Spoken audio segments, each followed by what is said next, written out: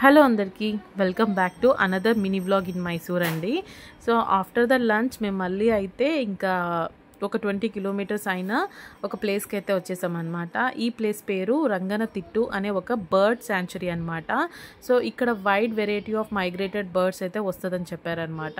ఇంకా సరేలే వెళ్దాం అనేసి అయితే మేము బయలుదేరిపోయినాము. ఇంకా మేము బయలుదేరి కొంచెం దూరం అయినాక వర్షం అయితే స్టార్ట్ అయిపోయింది అనమాట.